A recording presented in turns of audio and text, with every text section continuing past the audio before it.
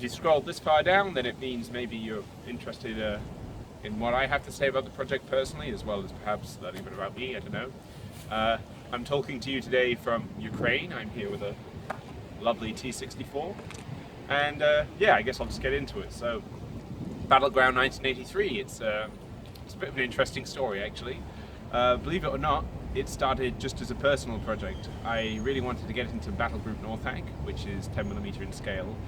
And I have to confess to having not been very enamored with the Plastic Soldier Company's offerings. Not only was I not so happy with the sculpts, but I also wanted more pose variety. And on the topic of poses, with Cold War wargaming, especially if you're playing as the Soviet Union, you kind of have two less than ideal choices, don't you? On the one hand, you can go for plastic troops, where you're limited to maybe 10 poses or something that's just copy-pasted through your whole army, but you save some money. On the other hand, if you go metals, choosing from perhaps some other manufacturers, you're going to be paying the big bucks. So, well, I got rid of all those birds with one stone by remembering, hey, you're a 3D designer, you can make your own stuff, and that's what I did. February of this year was when I actually put together the first Motor Strelky. And since then, I've just been looking for time to expand on it, make a proper Kickstarter out of it. I'm close to finishing my Napoleonic project now, and with that time, I've gone ahead and got into a period that I actually quite like. As for me, I am as I said, 3D designer. This is my full-time profession. I support myself through Kickstarters and a Patreon. I got started with ships.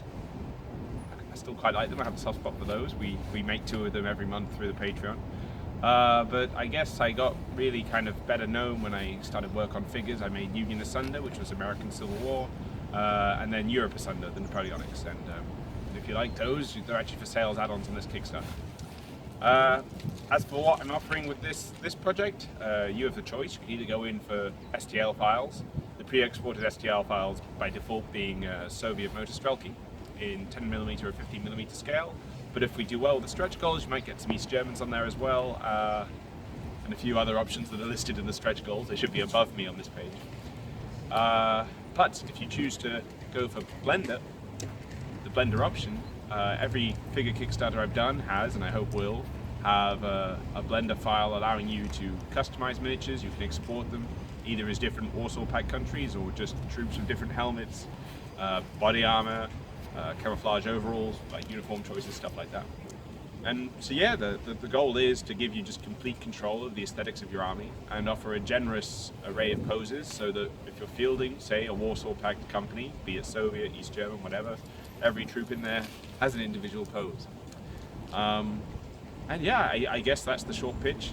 I'm very grateful to you for looking at this page. I hope you like what I have to say and the project itself, and if you have any questions, please feel free to ask in the comments or get in touch with me directly. I guess I'll close it off here because my cameraman's hands are turning blue in the cold, I think. So catch you around, guys, and hope you like the project.